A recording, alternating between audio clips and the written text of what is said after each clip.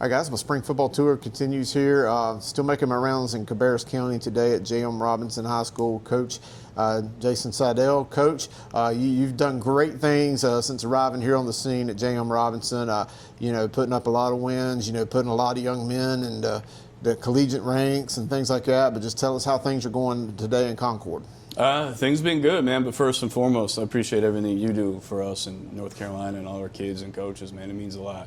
Thank you.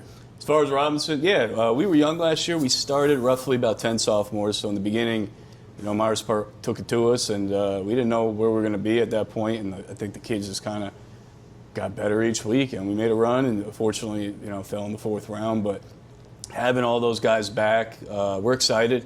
Having our quarterback back, who in my opinion I think is one of the best players in the state, having him back, and we're excited. We open up with Country Day, which is going to be interesting, and everything else as far as the schedule stays the same. But if we're healthy in the end, maybe we got a chance, but we got to work day by day. Sure.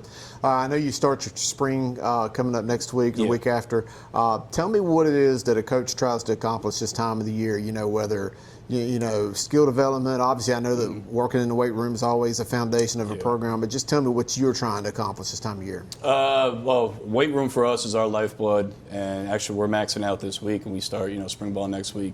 But as far as getting on the field, the big thing for us is we go back to fundamentals. We start day one.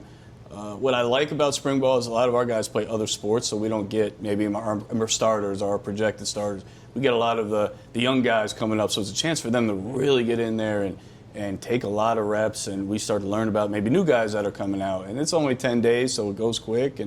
But that's our biggest thing. Go back to fundamentals, teach everything like it's never been taught before. All right. I've always appreciated men like you. I've watched you in the weight room. Every time you send a young guy up to me to interview, I can tell you're always working on these guys away from football, trying to make them better guys. Yeah. The one thing I've always appreciated about coaches is that you're making tomorrow's leaders, today, and helping prepare them for life outside. So what kind of work do you do just with the culture of your program and just trying to help make men men? The biggest thing we talk about, even with our parents, like you just said, we're trying to create future men of character, future husbands, fathers, guys that are going to work hard for whatever it is they want to do when they get out of high school. And not every kid gets to play college football. Not every kid gets that dream. It's just how it is. So it's what are you going to do after high school? How are we going to be successful? And giving them that work ethic. So when we're in the weight room, in the field, film, we have to work for everything we get. Every win we talk about, we have to earn it. And that's what we hope projects when they get out of high school. And one of my favorite parts, and a lot of coaches will say the same thing, is when a kid comes back to you. And a lot of them all say the same thing. Now I get what you were talking about, and it's like, yep, we finally got it. So that's what we're trying to do, is just build men of character down the road.